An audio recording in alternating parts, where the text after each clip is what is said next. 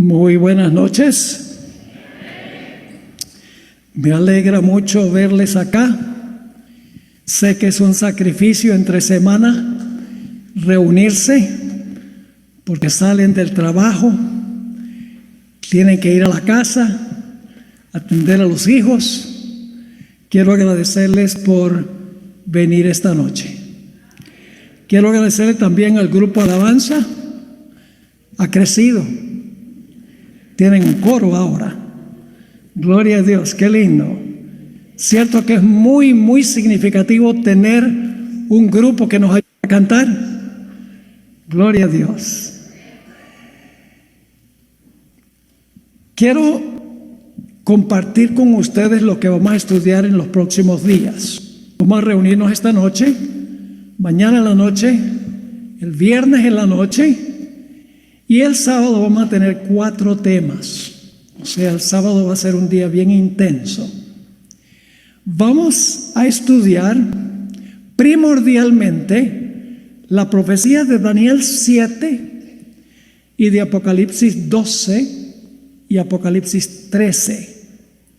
Esos son los 3 capítulos sobre los que vamos a enfocar en nuestro estudio durante estos días. Quiero mencionarles que hoy en día, como resultado de la guerra entre Hamás e Israel, se ha despertado mucho el interés en estudiar lo que dice la Biblia sobre los palestinos y los judíos. Ha abierto la puerta para mucha especulación entre los evangélicos primordialmente. Cada vez que hay un revoltijo allá en esa área, se despiertan las iglesias buscando cumplimientos de la profecía allá. Pero en nuestro estudio durante esta media semana nos vamos a dar cuenta que en realidad las profecías no se están cumpliendo allá. Las profecías se están cumpliendo aquí y en Roma. Lo que ha hecho Satanás es revolver eso allá para que todos los ojos de la gente miren hacia allá, en vez de mirar a dónde el conflicto realmente, el conflicto final va a ser. Vamos a estudiar estas profecías en detalle. Y el título de nuestro estudio de esta noche es El espíritu de Babilonia. Antes de comenzar, queremos pedir la bendición del Señor. No sé si podamos conseguir tal vez un atril un poco menos tembleque que este, porque me da miedo que se va a caer la computadora. Ahí hay un atril antes de que tengamos la oración para... Ese sí es un buen atril. ¿Podemos subirlo un poco tal vez?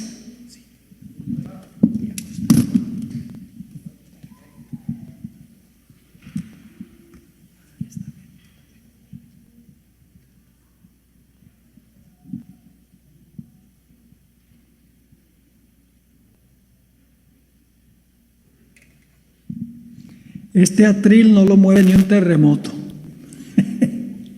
Oremos.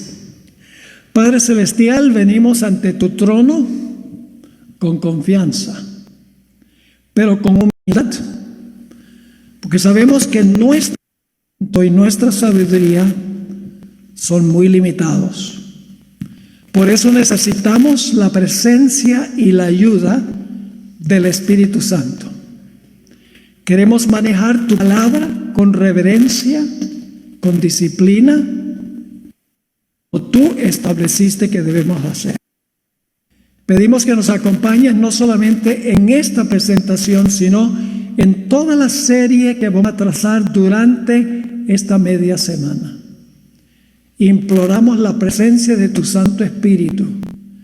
Abre las mentes para entender, nuestros corazones para recibir y manténnos fieles en medio de la crisis que pronto estallará en este mundo. Gracias, Señor, por el privilegio de la oración y gracias porque nos has escuchado. porque venimos ante tu trono en el precioso e incomparable nombre de Cristo nuestro Salvador. Amén. Vamos a comenzar leyendo Apocalipsis 14 y el versículo 8. Se conoce como el mensaje del segundo ángel. Primer ángel nos invita a temer a Dios, darle gloria y adorarlo porque estamos en la hora del juicio. Y luego sigue un segundo mensaje y dice así: otro ángel le siguió diciendo: ha caído Babilonia, la gran ciudad. Y luego da la razón: porque ha hecho beber a todas las naciones del vino del furor de su fornicación. Varios puntos importantes aquí. Cae Babilonia porque ha hecho beber a las naciones su vino, que es un vino de furor, del furor de su fornicación. Todo eso lo vamos a desmenuzar durante el transcurso de esta media semana. Ahora, la única manera como podemos entender el espíritu de Babilonia es regresando al primer lugar a donde se origina Babilonia. Antes que podamos entender Babilonia en Apocalipsis, tenemos que volver al lugar a donde primero se menciona. Y no se trata de Génesis, el capítulo 11. Los medios de comunicación seculares, los científicos, los gobernantes y las instituciones educativas son incapaces de entender los eventos finales porque no estudian las Escrituras ni creen lo que contienen las Escrituras. Enseñan que el mundo llegó a la existencia por un largo proceso de millones de años de evolución y afirman que las historias de Génesis 1 al 11 en realidad son mitos o leyendas que nunca ocurrieron en la vida real. Por esa misma razón, como no creen en un comienzo como describe la Biblia, tampoco creen en un fin como lo describe la Biblia en el libro de Apocalipsis. Para ellos, al igual que para muchos cristianos, el libro de Apocalipsis es una obra de ciencia ficción, semejante a las profecías de Nostradamus. Para estos, el último libro de la Biblia es una colección de visiones aberrantes cuyo significado es imposible de entender. Pero si ignoramos o rechazamos un comienzo como el que encontramos en Génesis, también vamos a rechazar un fin como lo describe el libro de Apocalipsis. Y entonces navegaremos sobre un océano de incertidumbre sin un compás.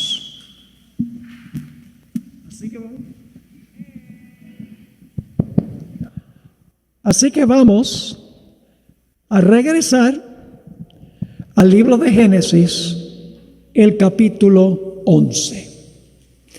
Los eventos que se describen en Génesis 11 ocurrieron más o menos 100 años después del diluvio. Apenas salieron Noé y su familia del arca, Dios les mandó que se dispersaran por toda la tierra. Es un detalle muy importante. Noten lo que dice Génesis el capítulo 9 y el versículo 1. No era el plan de Dios que después de salir del arca se congregaran o se consolidaran en un solo lugar. Debían dispersarse por toda la tierra. Dice en Génesis 9:1: bendijo Dios a Noé y a sus hijos y les dijo: fructificad y multiplicaos y llenad la tierra. Llenen la tierra de habitantes. No se concentren en un solo lugar. No se consoliden en un solo lugar. Ahora, antes de continuar allí nuestro estudio, necesito mencionar que más de 70 veces en el libro de Génesis se subraya la importancia del significado de los nombres y de los lugares. Un comentario bíblico explica en la Biblia la importancia de un nombre. Dice así: en el modo de pensar bíblico, el nombre no es un mero rótulo de identificación. Más bien es una expresión de la naturaleza esencial de la persona que lleva el nombre. El nombre de un hombre revela su carácter. Como lo dijera Milton, Adán fue capaz de nombrar a los animales, pues comprendía su naturaleza. Mis padres me pusieron el nombre Esteban Pablo, el nombre del mártir y del martirizador. ¿Por qué me pusieron ese nombre? ¿Porque les pareció bonito? No. Durante toda mi niñez me recalcaron que ellos querían que yo tuviera la constancia y la fidelidad de Esteban y que fuera un predicador como el apóstol Pablo. Por eso me pusieron Esteban Pablo, porque querían que ese fuera mi carácter. En el libro de Génesis los nombres son muy importantes. El significado de los nombres es muy importante, porque indica el carácter de la persona o el carácter del local. Muy importante ese punto al comenzar nuestro estudio. Por ejemplo, el nombre Eva significa la madre de todos los vivientes. Cuadra muy bien con su carácter, ¿verdad que sí? Betel, a donde Jacob tuvo el sueño de la escalera, se llama la casa de Dios. Él dice: estoy aquí en la casa de Dios, cuando vio la escalera. Cuando tuvo su lucha con el ángel, encontramos que le puso el nombre Peniel, que significa rostro de Dios, y explica porque vi a Dios cara a cara, y he sobrevivido para contar la historia. El nombre Jacob significa suplantador. Le cuadraba muy bien, porque trató de suplantar a su hermano desde que nació, porque lo tenía agarrado por el tobillo, y luego le robó la primogenitura. Pero cuando cambió su carácter, Dios le dijo: ya no más suplantador, ahora te llamarás Israel, príncipe de Dios, porque tu carácter ha cambiado. El nombre Yahweh Jireh, el nombre del lugar a donde llevó a Isaac para sacrificarlo, significa Dios proveerá, porque Dios proveyó un sustituto en lugar de Isaac. Y el nombre que vamos a estudiar esta noche, Babel, tiene un profundo significado que indica lo que ocurrió ahí. Significa confusión. Ahora, un detalle muy interesante es que el arquitecto de la ciudad de Babel y de la torre de Babel fue un personaje llamado Nimrod. El nombre Nimrod del arquitecto y el constructor de la torre y de la ciudad de Babel significa rebelión.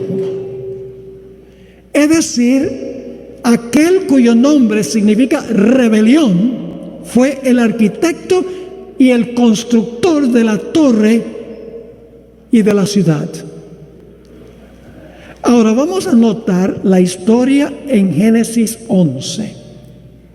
Estamos estudiando ahora la raíz de lo que vamos a ver en los temas siguientes durante esta media semana. Vamos a Génesis 11 y el versículo 1 y 2. Y recuerden que el constructor de la ciudad y la torre se llama rebelión, porque es una empresa rebelde contra Dios. En Génesis 11, 1 y 2 dice: tenía entonces toda la tierra una sola lengua y unas mismas palabras. No significa que hablaban nada más el mismo idioma, sino que significa que estaban todos en la misma página. Estaban unidos, en otras palabras. Versículo 2. Y aconteció que cuando salieron de oriente, hallaron una llanura en la tierra de Sinar.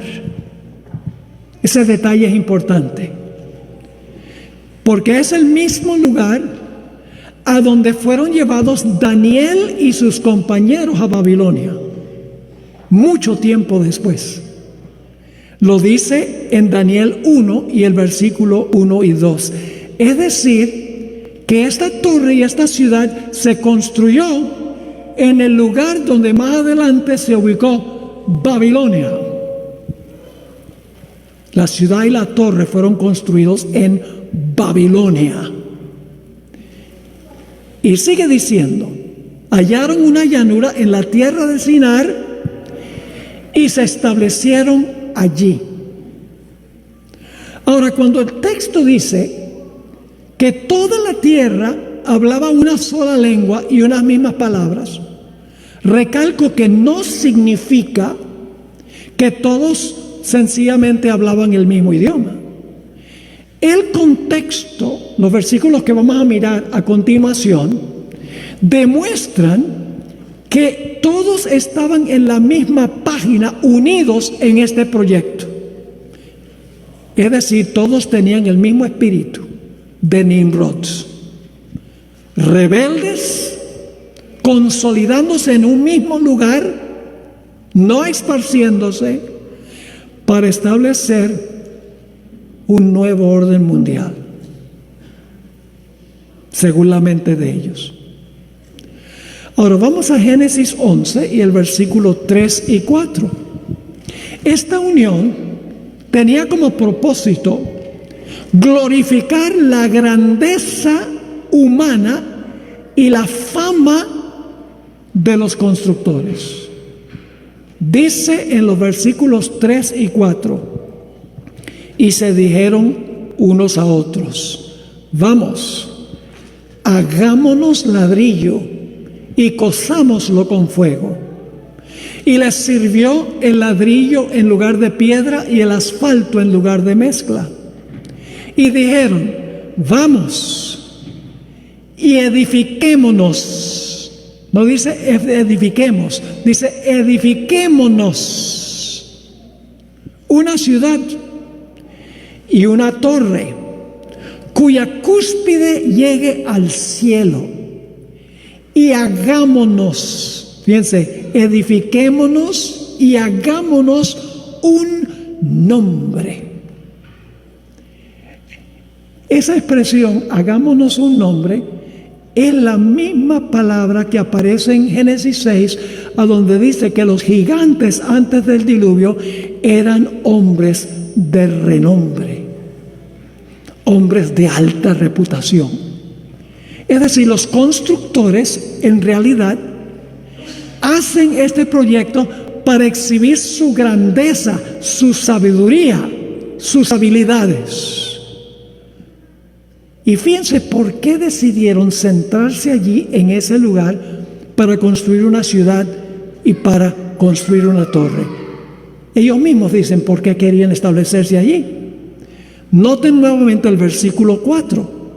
Y dijeron: vamos, edifiquémonos una ciudad y una torre cuya cúspide llegue al cielo, y hagámonos un nombre, es decir, demostremos nuestra gran reputación, por si fuéramos esparcidos sobre la faz de toda la tierra. ¿Qué no querían hacer? No querían dispersarse por toda la tierra, sino que querían concentrarse y consolidarse en ese lugar y establecer un imperio global centrado en ese lugar. Quiero leerles una cita de Patriarcas y Profetas donde Elena White amplía cuál es el objetivo de estos constructores. La cita se encuentra en la página 99 de Patriarcas y Profetas. Tremendos detalles da el Espíritu Profecía. Decidieron construir allí una ciudad y en ella una torre de tan estupenda altura que fuera la maravilla del mundo. Estas empresas fueron ideadas para impedir que la gente se esparciera en colonias. ¿Qué era lo que no querían? Que la gente se esparciera en colonias por toda la tierra. Dios había mandado a los hombres que se diseminaran por toda la tierra, que la poblaran y que se enseñorearan de ella. Pero estos constructores de la Torre de Babel decidieron mantener su comunidad unida en un solo cuerpo y fundar una monarquía, es decir, un gobierno único sobre toda la tierra, que a su tiempo abarcara toda la tierra. Es decir, un gobierno global, centrado en un lugar. Sigue diciendo, así su ciudad se convertiría en la metrópoli de un imperio universal. Nuevo orden mundial, gobernado desde una sede. Sigue diciendo, así su ciudad se convertiría en la metrópoli de un imperio universal. Su gloria demandaría la admiración y el homenaje del mundo y haría célebres a sus fundadores. La magnífica torre que debía alcanzar hasta los cielos estaba destinada a ser algo así como un monumento del poder y sabiduría de sus constructores para perpetuar su fama hasta las últimas generaciones. Era un proyecto de exaltación propia, para exaltar al hombre, su grandeza, su sabiduría, con el plan de establecer un gobierno que abarcara todo el mundo. Lo que querían hacer era establecer un centro que consolidara a todos los habitantes del mundo para continuar viviendo en pecado y salvarse a sí mismos por medio de la tecnología en caso de que hubiese otro diluvio. Escuchen esta cita del Espíritu Profecía sobre ese proyecto altanero de ellos.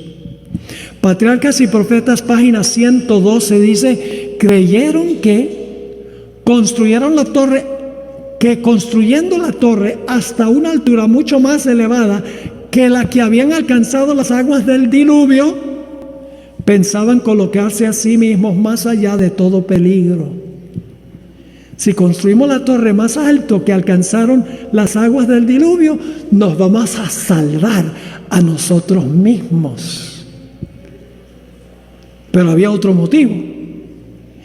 Y al poder ascender a la región de las nubes, esperaban descubrir la causa del diluvio. No tuvieron fe en la promesa de Dios.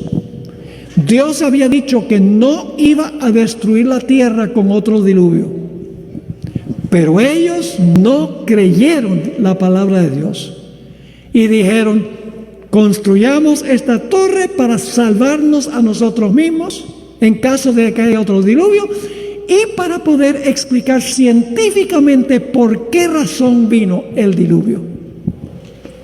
Un proyecto rebelde basado en la sabiduría, la grandeza y la gloria humana. Un gobierno central gobernando sobre todo el mundo. Ahora, el relato de Génesis 11 nos dicen que Dios descendió para investigar el proyecto. Es decir, hay un juicio investigador aquí. Y ustedes dicen, ¿a dónde está eso? En el versículo 5. Dice, y descendió Jehová para ver la ciudad y la torre que edificaban los hijos de los hombres. Esa expresión hijos de los hombres es muy significativa, porque en Génesis 6 habla de los hijos de Dios, que vieron que las mujeres eran hermosas. El Espíritu de Profecía dice que, y la tradición judía también dice que las mujeres eran hermosas porque se pintaban y se adornaban, etc. Por eso los hijos de Dios se sintieron atraídos a estas mujeres.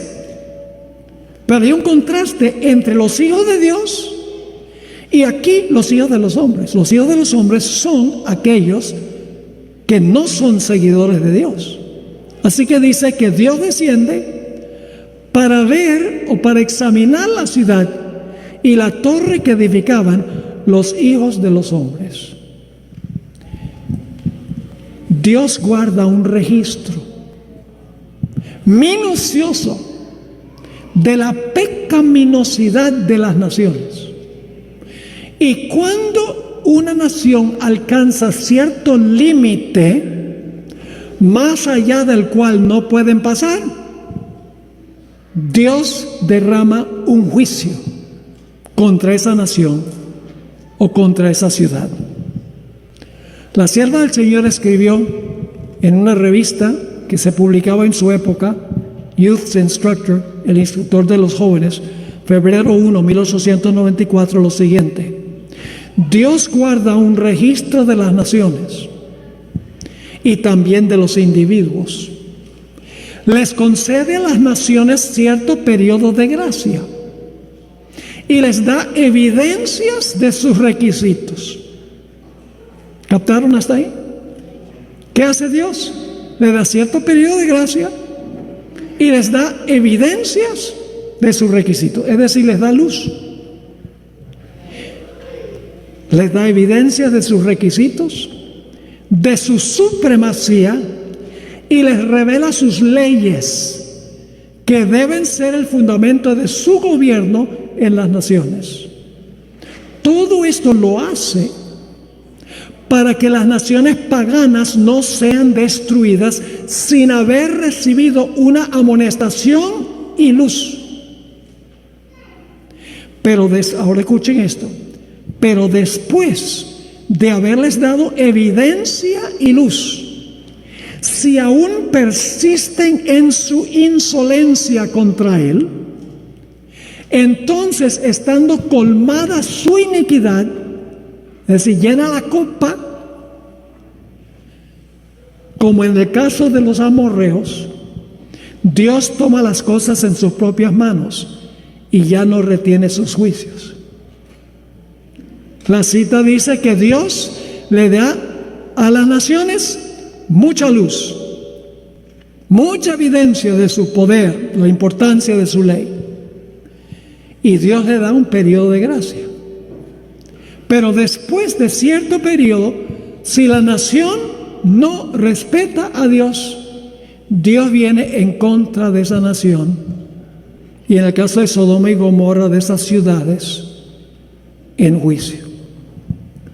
Lo hizo con los amorreos. 400 años antes de destruir los amorreos, Dios dijo en el libro de Génesis que la copa de su iniquidad todavía no estaba llena. Faltaban 400 años para que la última gota de su iniquidad cayera en la copa. También sucedió en la destrucción de Jerusalén. Antes de ser destruida Jerusalén por Nabucodonosor, hubo un juicio, un sellamiento en Ezequiel el capítulo 9 de los fieles en la ciudad. También cuando cayó Babilonia, ¿recuerdan el dedo que escribió en la pared? Mene, mene, tekel, uparsin. Ha sido pesado en balanza, ha sido hallado falto, y luego la ciudad es destruida. ¿Saben que Dios también lleva un registro de los Estados Unidos? Yo pregunto, ¿esta nación ha recibido mucha luz? Mucha evidencia de la bondad, la misericordia y la generosidad de Dios, más que cualquier otra nación en la historia del mundo. Escuchen esta cita en Eventos de los Últimos Días, página 136. El pueblo de los Estados Unidos ha sido un pueblo favorecido, pero cuando restrinjan la libertad religiosa, renuncien al protestantismo y apoyen al papado, la medida de su culpa se habrá completado y en los libros del cielo se registrará apostasía nacional. Hay un límite que Dios ha establecido inclusive para esta nación, para toda nación. Y por eso encontramos que Dios desciende para ver el proyecto, para ver si han ido demasiado lejos. Dios hace una investigación antes de la destrucción para ver si han ido más allá del punto de no retorno. Y cuando Dios examina y ve, Él dice: han llenado la copa y ahora viene la sentencia. En los versículos 6 y 7, Dios ahora pronuncia la sentencia contra Babel. Dicen los versículos 6 y 7: y dijo Jehová, he aquí el pueblo es uno, después que descendió a ver, el pueblo es uno, y todos estos tienen un solo lenguaje y han comenzado la obra. Es decir, que el plan del nuevo orden mundial estaba en su infancia. Y han comenzado la obra, y nada les hará desistir ahora de lo que han pensado hacer. Si los dejo que continúen con esto, van a desmoralizar a todo el mundo. Y Dios dice: ha llegado el momento de coartar esto. Y luego en el versículo 7 pronuncia la sentencia. Ahora pues descendamos y confundamos allí su lengua, para que ninguno entienda el habla de su compañero. Dios pronuncia la sentencia y luego ejecuta la sentencia confundiendo las lenguas de los constructores de la ciudad. Y fíjense lo que dice los versículos 8 y 9. Los versículos 8 y 9 de Génesis 11. Así los esparció. ¿Qué querían ellos? Consolidarse, unirse en rebelión contra Dios. Y si Dios hubiera permitido que el proyecto continuara, hubiera desaparecido el último personaje fiel de Dios, si Dios lo hubiera permitido. Así que Dios interrumpió sus planes. Dice: así los esparció Jehová, su plan original, así los esparció Jehová desde allí sobre la faz de toda la tierra, y dejaron de edificar la ciudad. Y ahora viene el nombre que se le da a este proyecto apóstata, rebelde. Por esto fue llamado el nombre de ella Babel,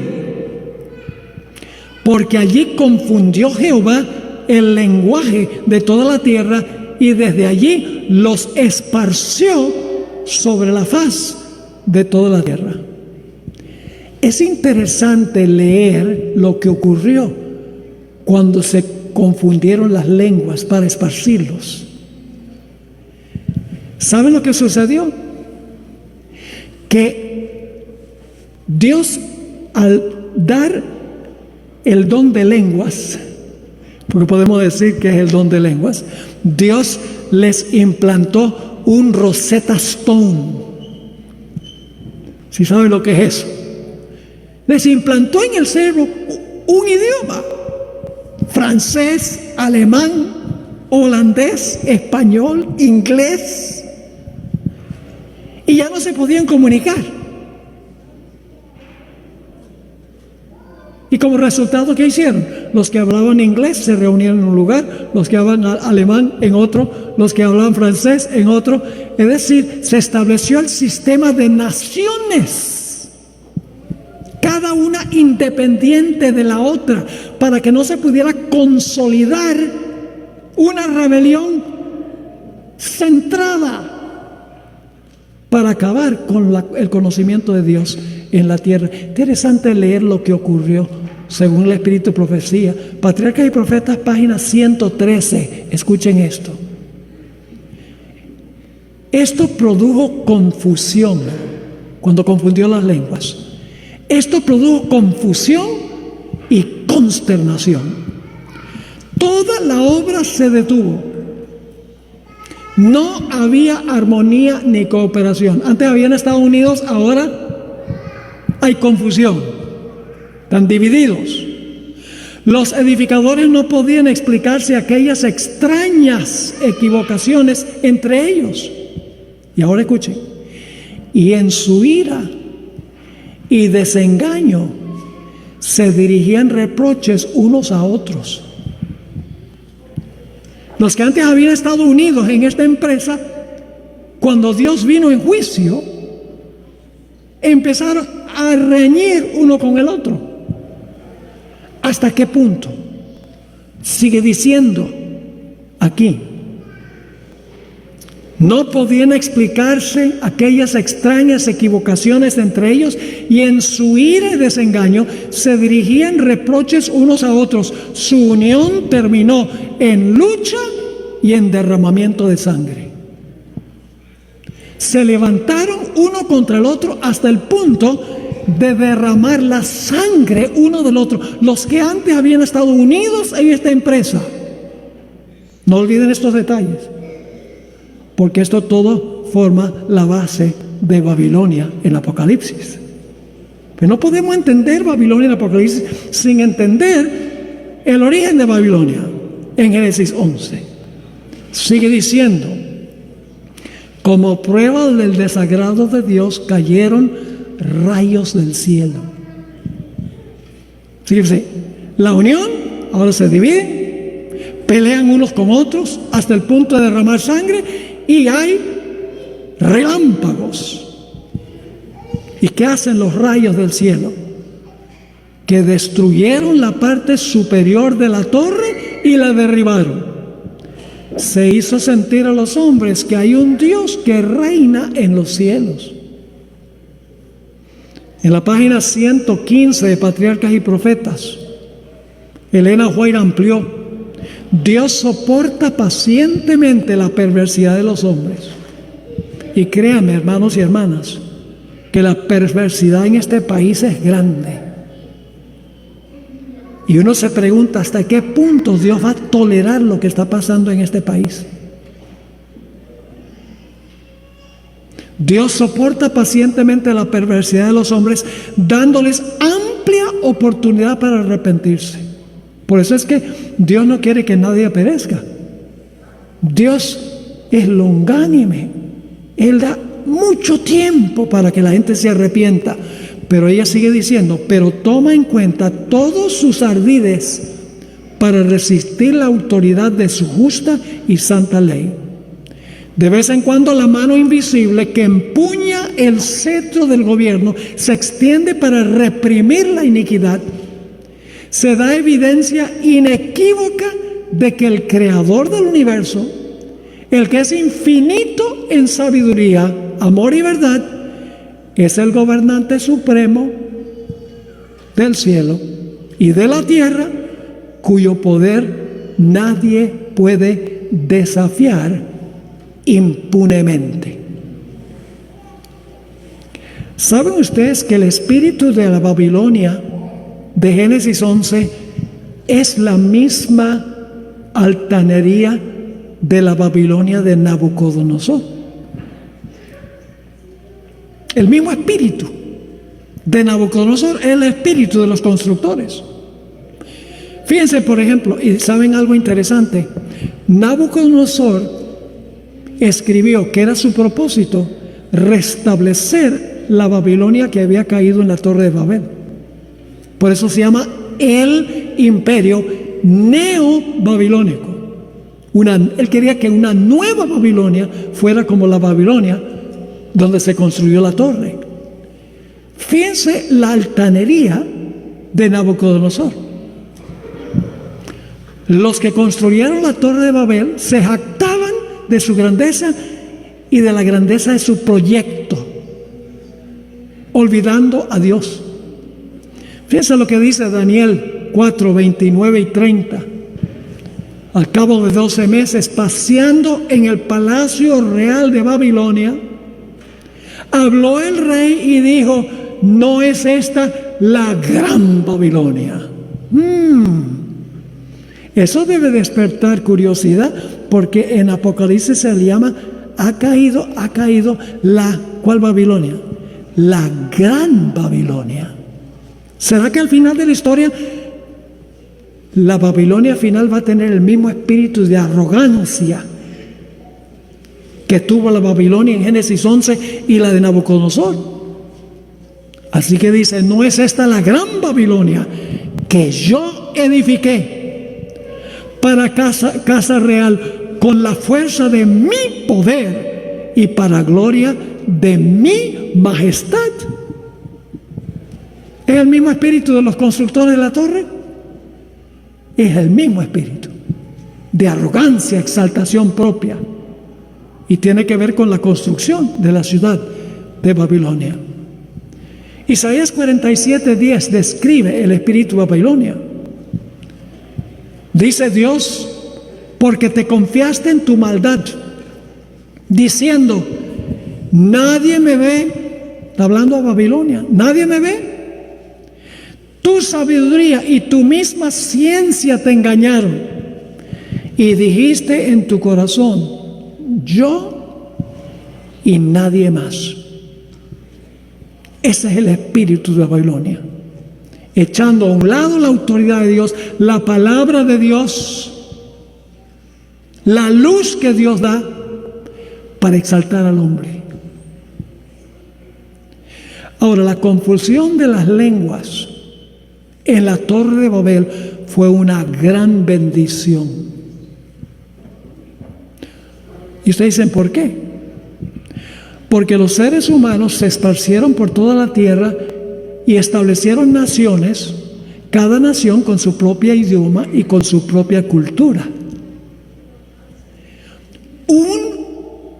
Escuchen, un orden mundial multinacional, multilingüe y multicultural hace mucho más difícil que se consolide la apostasía para formar una rebelión mundial, unida mundial.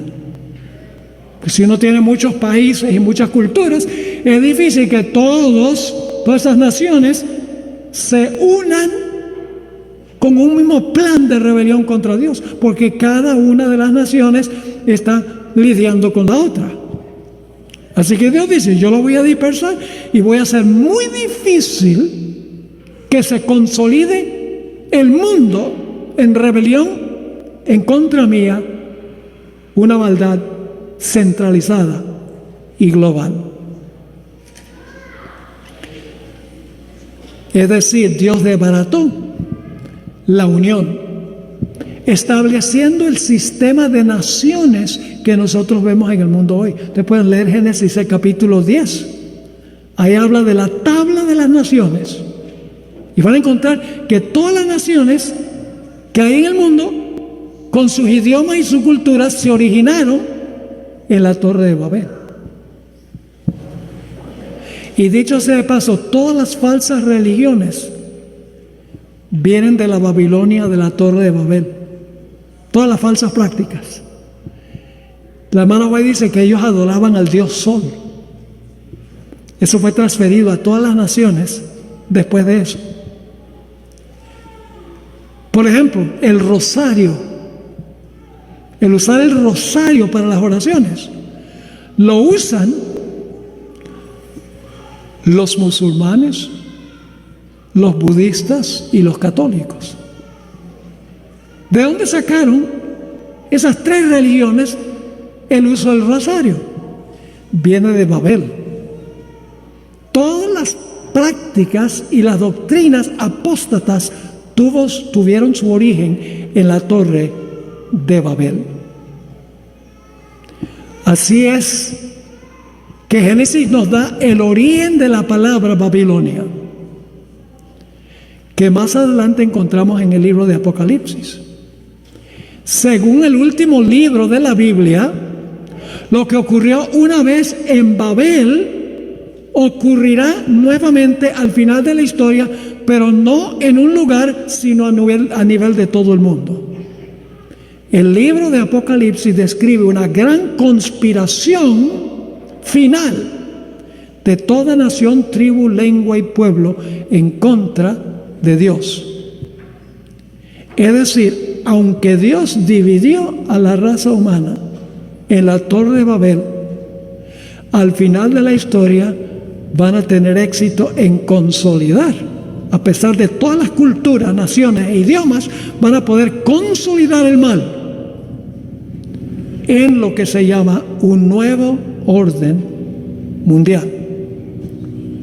Quiero leerles una cita que escribió el sacerdote jesuita Malachi Martin en 1990.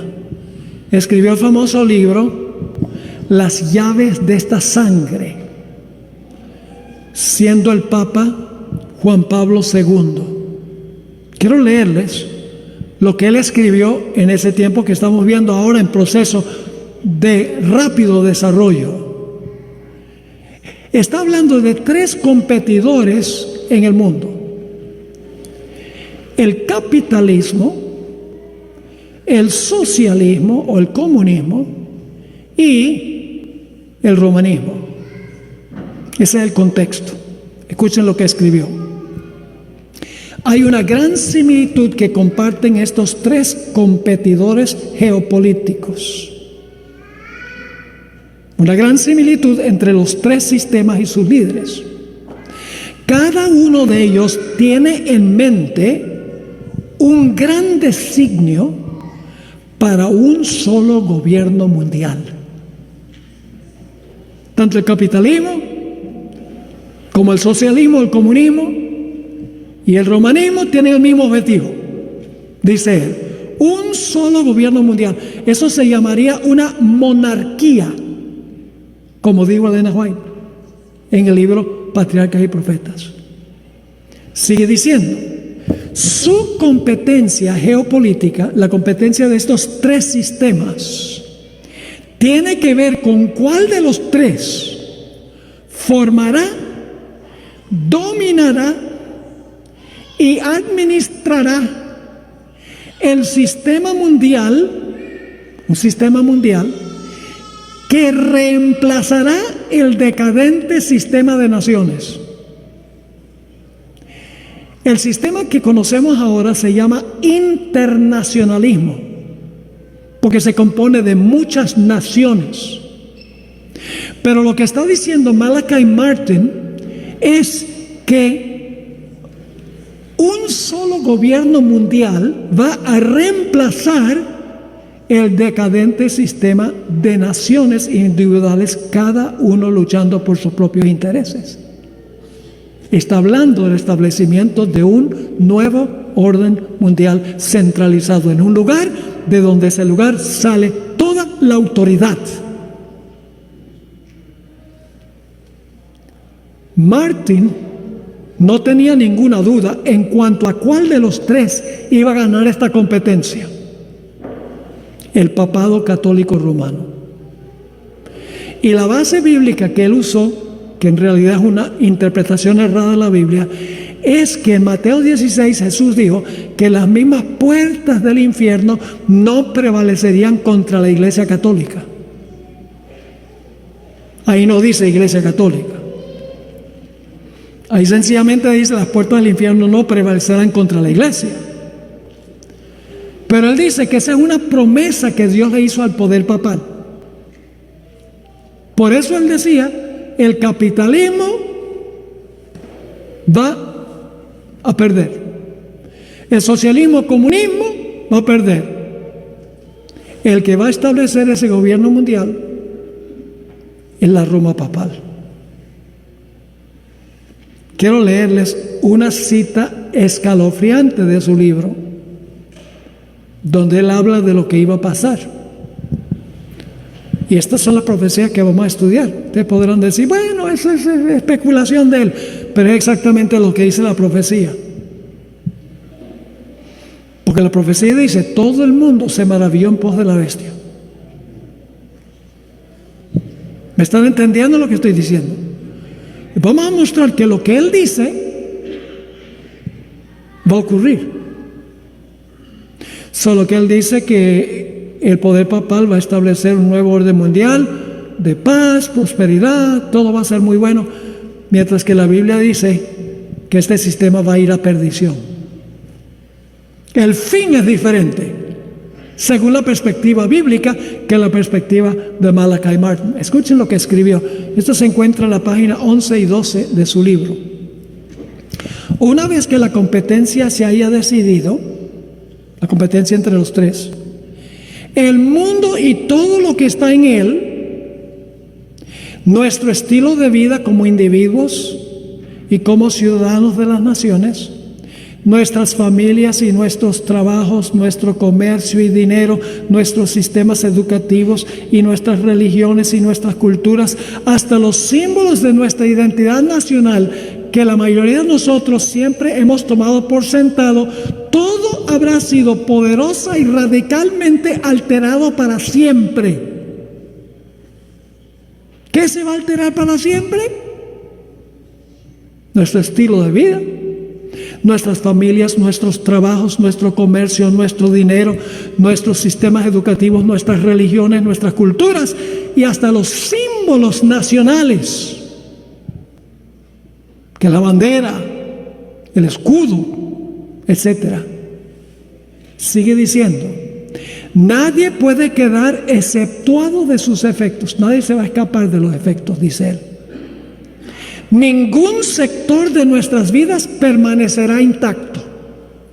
Nadie que esté familiarizado con los planes de estos tres rivales tiene ninguna duda de que solamente puede ganar uno de ellos. Él está prognosticando que el capitalismo va a ser radicalmente cambiado. Y el socialismo, el comunismo, no es el sistema que va a gobernar el mundo. Va a ser el romanismo. Y eso es exactamente lo que dicen las profecías. Solo que él ve un fin distinto que el de las profecías. Mientras que él ve que la iglesia romana es el ideal de Dios, la Biblia pinta ese sistema como un sistema apóstata. Pero de que habrá una unión mundial, sí. El libro de Apocalipsis describe una coalición mundial. Y alguno dice, pastor, lo que usted está hablando es una teoría conspirativa. Pues entonces la Biblia es conspirativa. Solamente estamos introduciendo el tema esta noche. Pero les voy a comprobar con las profecías de Daniel 7, Apocalipsis 12 y 13, que el panorama que pinta él y muchos otros políticos, incluyendo el Papa Francisco I, antes de él el Papa Benedicto y antes de él Juan Pablo II, es el panorama que pinta la profecía. Si no es una teoría de conspiración, donde la gente ve detrás de cada piedra ven a un jesuita. Entonces, pastor, ¿usted cree que en la iglesia adventista se han infiltrado jesuitas? Y mi respuesta es, yo no conozco a ninguno. ¿Qué hay? Puede ser, pero ese no es el punto importante. El punto importante es el panorama que presenta el libro de Apocalipsis, en armonía con lo que dice este escritor. La Biblia pinta una coalición global donde se unirán los gobernantes de la tierra, la ramera, que es la iglesia apóstata, las hijas de la ramera, los comerciantes del mundo y las multitudes se van a unir, como era el objetivo en la Torre de Babel. Ahora, aunque se van a unir, los gobernantes civiles, la ramera, las hijas de la ramera, los comerciantes y las multitudes, la que va a dirigir esta unión es la ramera. Y el nombre de la ramera es Babilonia la Grande. Vamos a leer Apocalipsis 17, 1 al 6. Apocalipsis 10, ¿me están siguiendo o no?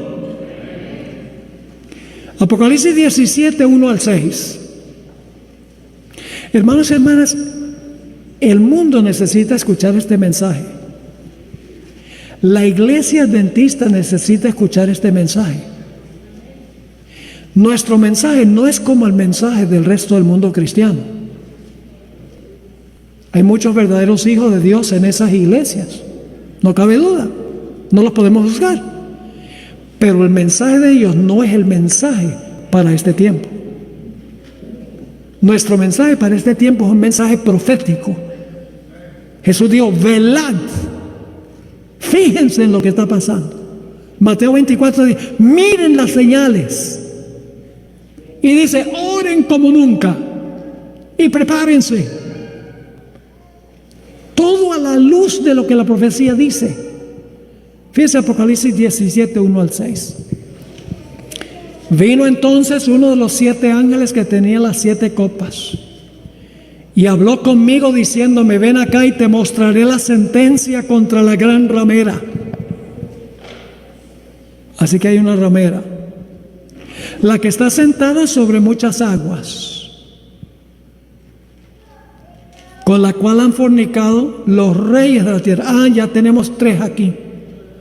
Tenemos la gran ramera, las muchas aguas sobre las cuales se sienta. ¿Qué representan las aguas? Muchedumbre, naciones, lenguas y pueblos. Y luego, ¿con quiénes tiene relaciones ilícitas la ramera? Se convirtió en ramera porque tiene relaciones ilícitas con los reyes de la tierra. Cuando debe estar casada con Cristo, se mete en la política. Y de eso vamos a hablar mañana. Y los moradores de la tierra se han embriagado con el vino de su fornicación. Mañana vamos a hablar del vino. ¿Qué representa el vino? Versículo 3: y me llevó en espíritu al desierto y vi una mujer sentada sobre una bestia escarlata llena de nombres de blasfemia, que tenía 7 cabezas y 10 cuernos. Y la mujer estaba vestida, fíjense los colores, de púrpura y de escarlata, y adornada de oro, de piedras preciosas y perlas. Y tenía en las manos un cáliz de oro lleno de abominaciones y de la inmundicia de su fornicación. ¿Y cómo se llama esta ramera que se une con los reyes de la tierra, que se sienta sobre naciones, tribus, lenguas y pueblos? Y en su frente un nombre escrito, un misterio: Babilonia la Grande. Es lo mismo que dijo Nabucodonosor. Es lo mismo que ocurrió en la Torre de Babel, que salta la grandeza y la sabiduría y la gloria humana. ¿Cómo no? Y en su frente un nombre escrito, un misterio: Babilonia la Grande. La ramera tiene hijas que nacieron de ella en algún momento, porque dice: la madre de la ramera y de las abominaciones de la tierra. Y fíjense qué sistema, un sistema que persigue y mata a los fieles de Dios.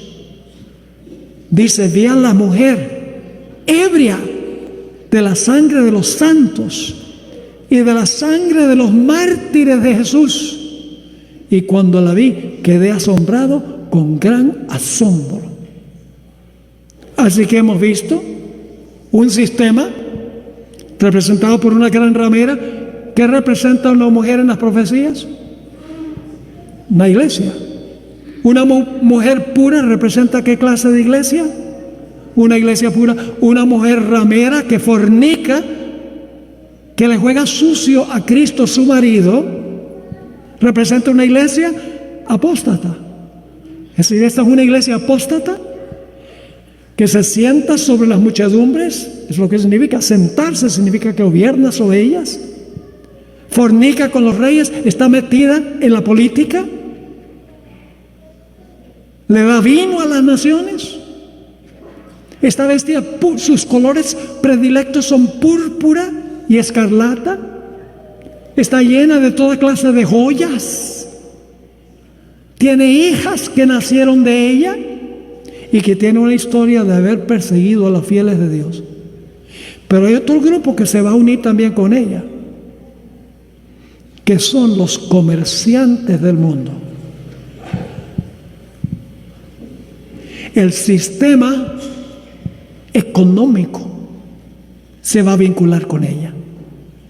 En Apocalipsis 18, versículo 3 dice: porque todas las naciones han bebido del vino del furor de su fornicación, y los reyes de la tierra han fornicado con ella, y los mercaderes de la tierra se han enriquecido de la potencia de sus deleites. Aquí tenemos una unión de todos los diferentes sistemas del mundo. Comercio, una iglesia apóstata, las hijas que nacieron de la iglesia apóstata, los reyes que fornican con ella, las muchedumbres sobre las cuales se sienta. Yo diría que este es un nuevo orden mundial. ¿Les parece? Consolidado, unido, no cabe duda. Ahora, no es una coincidencia de que el Papa Francisco I promueve la unión de las naciones. Habla de fronteras abiertas, a donde hay inmigración libre. Él sabe que esta inmigración diluye el espíritu patrio y disminuye las fronteras entre naciones. Francisco también ataca el capitalismo bajo el pretexto del bien común. Habla de la necesidad que tienen las grandes corporaciones mundiales de cuidar el medio ambiente e insta a las naciones ricas a redistribuir su riqueza a las naciones pobres. Interesante. El Papa oculta bajo su sotana jesuita su aspiración de establecer un dominio global. ¿Saben que el globalismo hoy es mucho más fácil? Hace 100 años no se hubiera podido establecer un sistema global que une a todos en rebelión contra Dios. ¿Qué es lo que hace posible ahora un nuevo orden mundial que une a todos? En primer lugar, vivimos en un mundo unido por la transportación. Tú puedes tomar un avión y estar en Europa de aquí en 6 horas. Que no hubiera sucedido hace 100 años. Hace 100 años, semanas en un barco. American Airlines, donde yo viajo mayormente, pertenece a un consorcio que se llama One World Alliance, la alianza de un mundo. Además de eso, el idioma ya no es barrera, porque con Google ustedes pueden traducir instantáneamente de un lenguaje a otro. Con el celular lo puede hacer. Los idiomas ya no son barrera. Además, vivimos en un mundo donde todas las economías están estrechamente relacionadas una con la otra. Dicen que cuando los Estados Unidos estornuda, al mundo le da gripe. Y podríamos decir hoy que cuando China estornuda, el mundo le da gripe. Porque la economía está interconectada globalmente. El mundo también hoy está unido por la comunicación a través de tecnologías como Skype, Zoom, correo electrónico, mensaje de texto, WhatsApp, teléfonos celulares, Twitter, Instagram, Facebook, TikTok, etc. Puede ver lo que está pasando en el otro lado del mundo instantáneamente. En la antigüedad, hace 100 años, había que esperar semanas para recibir una noticia. Además de eso, como les mencioné, el Papa Francisco I ha hecho un esfuerzo casi sobrehumano para unir a todas las religiones del mundo. Y tengo muchos artículos de revistas. Hasta se reunió con los valdenses, en la iglesia de los valdenses, en el Piamonte. Un grupo que fue perseguido salvajemente por el papado durante los 1260 años. Como le mencioné también, el asunto del calentamiento global o el cambio climático ha sido un tema que ha unido en gran medida muchos de los países del mundo a través de las Naciones Unidas. Además de eso, el mundo hoy se caracteriza por una filosofía rebelde. El modo de pensar actual es el posmodernismo, donde se enfatiza la tolerancia, la equidad, la necesidad de ser políticamente correctos. Se enfatiza la unidad en la diversidad, el pluralismo, etcétera. No ofendas a nadie. Llévate con todo el mundo. Y eso ha amortiguado la proclamación de la verdad. Ahora, ¿cuáles son los objetivos y las aspiraciones globales del papado? Voy a tomar mi tiempito para leerles lo que escribió el Papa Benedicto sobre los objetivos del papado en este nuevo orden mundial.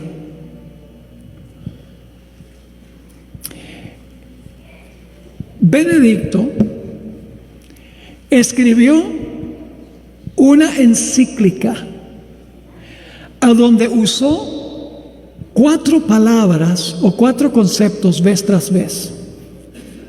Primero aparece múltiples veces la expresión para el bien común. Es decir, se elimina el individualismo. Y hay que pensar no como individuos, sino como globalmente piensa el mundo. La solidaridad es otra palabra que se usa muy común en esa encíclica. Debemos unirnos en un cuerpo ecuménico para evitar el sectarismo. Otra palabra que usa es la subsidiariedad de los bienes. Es decir, la propiedad privada no es necesariamente personal, sino que más bien pertenece a toda la raza humana y debe ser redistribuida de acuerdo a necesidad. Y, finalmente, la destinación común de los bienes.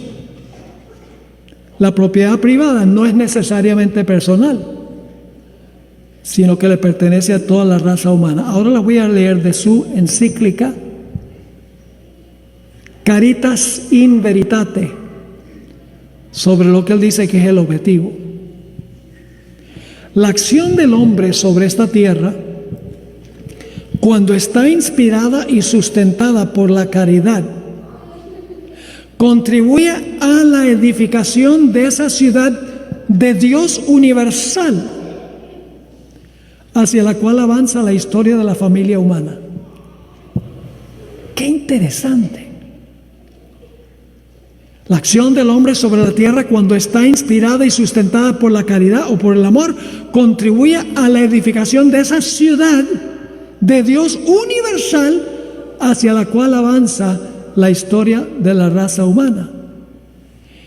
En una sociedad en vías de globalización, hasta la palabra la usa, el bien común y el esfuerzo por él han de abarcar necesariamente a toda la familia humana, es decir, a toda la comunidad de los pueblos y naciones, dando así forma de unidad y de paz a la ciudad del hombre y haciéndola en cierta medida una anticipación que prefigura la ciudad de Dios sin barreras. Fíjense que está hablando sobre construir una ciudad.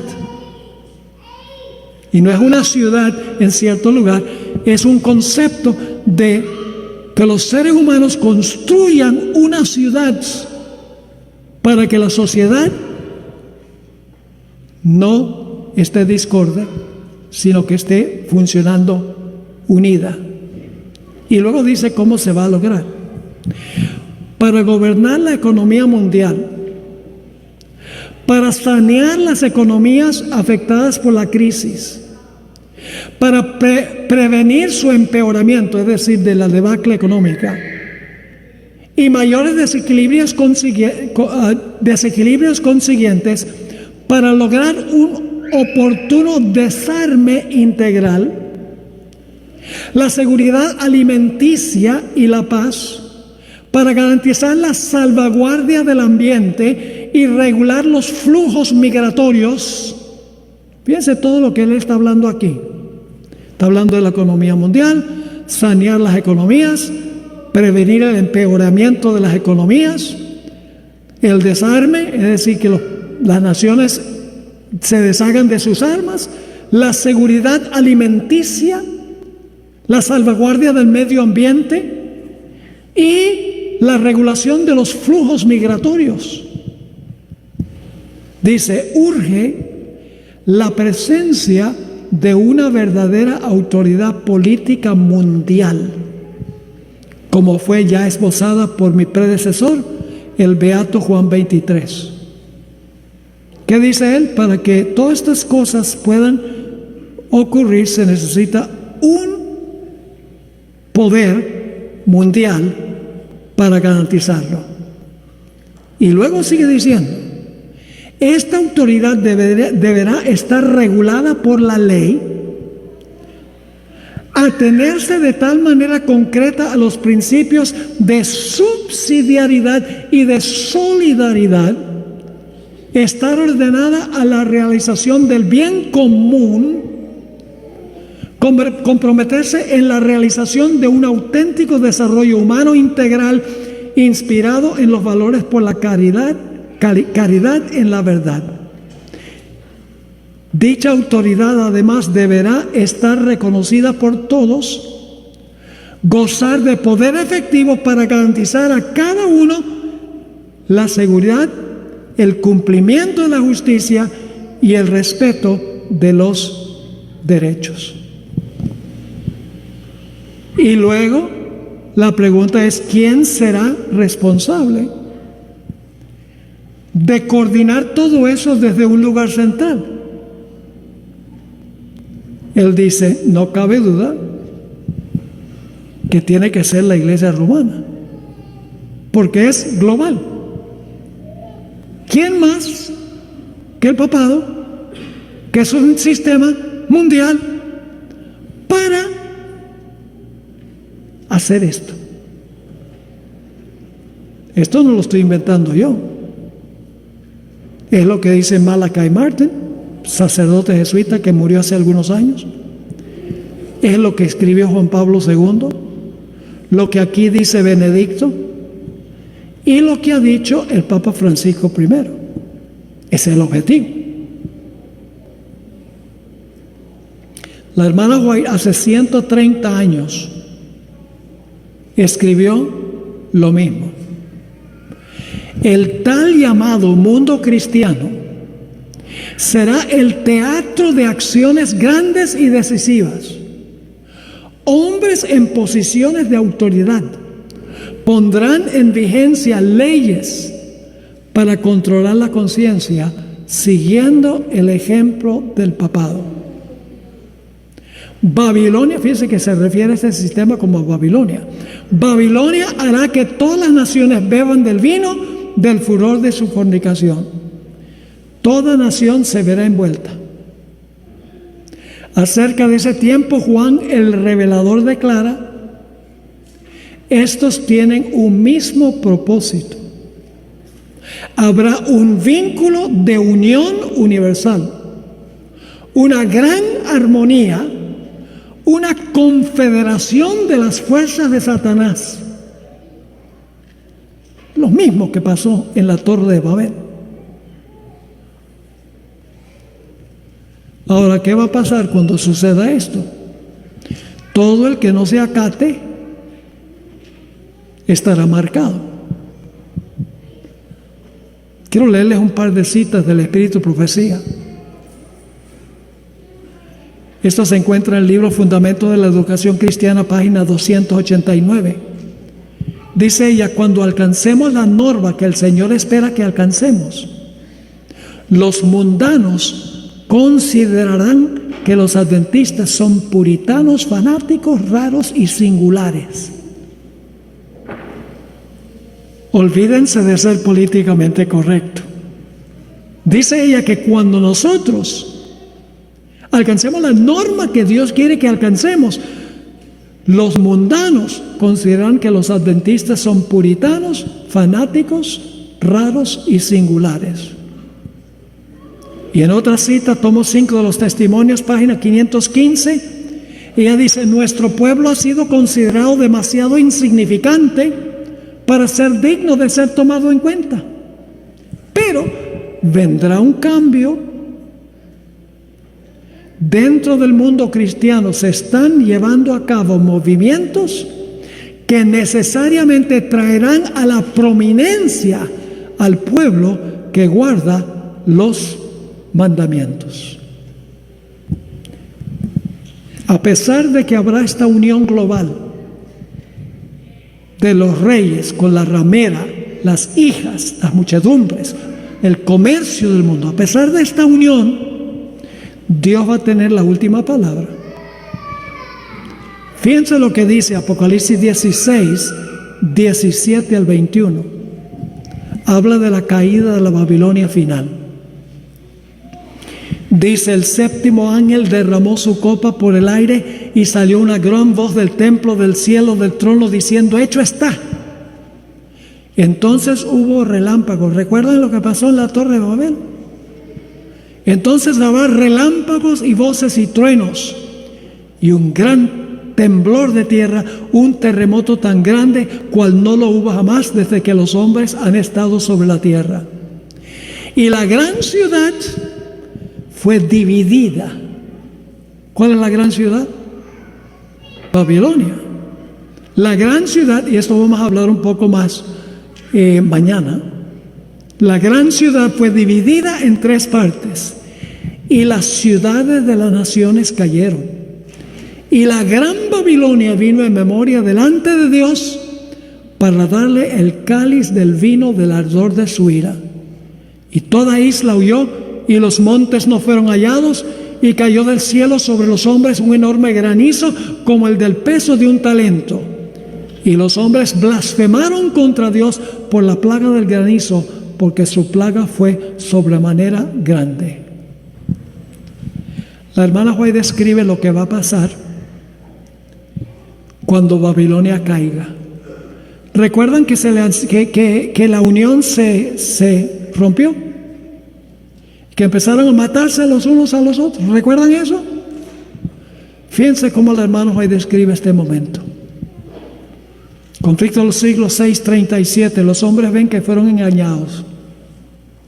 Se acusan unos a otros. Antes de eso estaban unidos. Se acusan unos a otros de haberse arrastrado mutuamente a la destrucción. Pero todos concuerdan para abrumar a los ministros con la más amarga condenación. Los pastores infieles profetizaron cosas lisonjeras.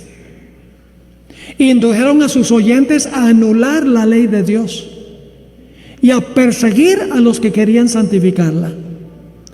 Ahora, en su desesperación, estos maestros confiesan ante el mundo su obra de engaño. Las multitudes se llenan de furor. Antes las multitudes estaban con el sistema. La ramera gobernaba sobre ellos. Los reyes fornicaban con ella. Las hijas hacían lo que la madre decía.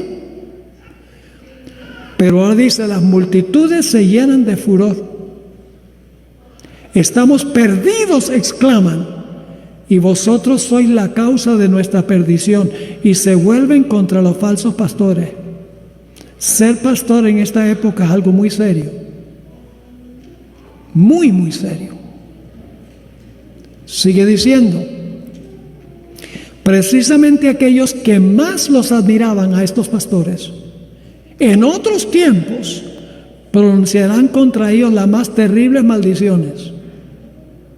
Las manos mismas que los coronaron con laureles se levantarán para aniquilarlos. ¿Qué va a pasar con la unión? Van a terminar peleando. Las espadas que debían servir para destruir al pueblo de Dios se emplean ahora para matar a sus enemigos. Por todas partes hay riñas y derramamiento de sangre. Exactamente lo que sucedió en Babel, según el Espíritu de Profecía. La unión se rompió y empezaron a acusarse unos a otros y llevó al derramamiento de sangre. Ahora quiero terminar con esto. ¿Qué debemos estar haciendo nosotros a la luz de todo lo que hemos estudiado esta noche? Hermanos y hermanas, hay tanta división hoy en la iglesia adventista. División doctrinal, entre otras cosas. Mientras que Satanás está uniendo sus tropas, está dividiendo a la iglesia. Ustedes saben que lo que estoy diciendo es la verdad. ¿Qué debemos estar haciendo nosotros? Debemos estar uniéndonos para hacerle frente al mundo que se está uniendo, para que Dios tenga un batallón para pelear las batallas con el batallón de Satanás. Jesús oró por esto. Juan 17 dijo, yo les he dado a mis discípulos tu palabra, y el mundo los aborreció, porque no son del mundo, como tampoco yo soy del mundo. Le dice Jesús a su Padre, no ruego que los quites del mundo, sino que los guardes del mal. No son del mundo, como tampoco yo soy del mundo. Santifícalos en tu verdad, tu palabra es verdad. Como tú me enviaste al mundo, así yo los he enviado al mundo, y por ellos yo me santifico a mí mismo, para que también ellos sean santificados en verdad. ¿Qué es verdad? Hay tres respuestas. Jesús es la verdad. Jesús dijo en Juan 14:6, yo soy el camino, la verdad y la vida. Nadie viene al Padre sino por mí. Pero Jesús también dijo en Juan 17:17, santifícalos por tu verdad, tu palabra es verdad. Y su ley es verdad.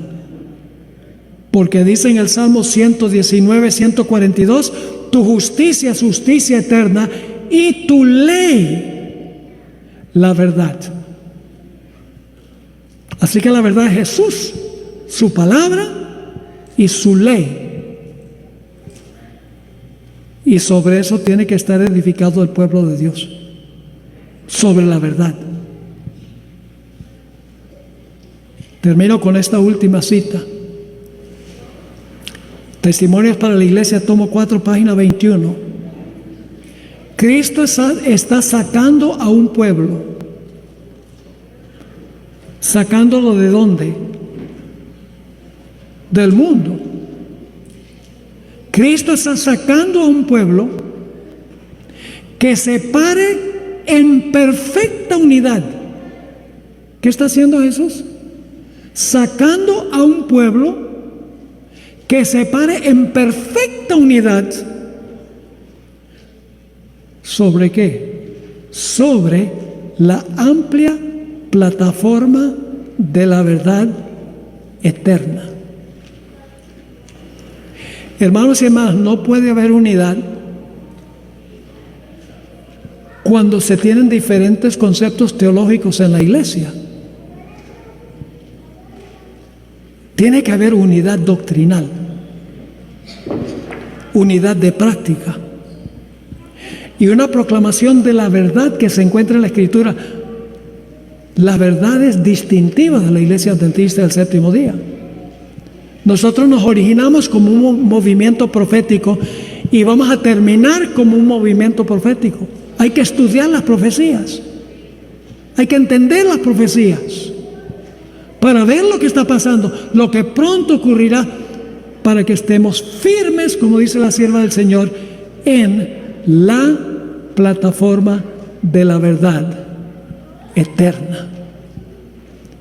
Dios quiera que nosotros seamos ese pueblo distintivo, distinto del mundo, con doctrinas distintas, prácticas distintas, que se basan sobre la santa palabra de Dios. Padre, gracias te damos por el panorama que tú nos presentas en tu palabra, que estamos viendo desarrollarse en el mundo hoy, por el testimonio de estos 3 papas, entre otros. Por lo que vemos en el mundo, sabemos que Jesús está a las puertas. Estudiando estas cosas, Señor, nos fortalece para la gran prueba que pronto vendrá. Te ruego, Señor, que tú bendigas a todos los que estamos reunidos en este lugar.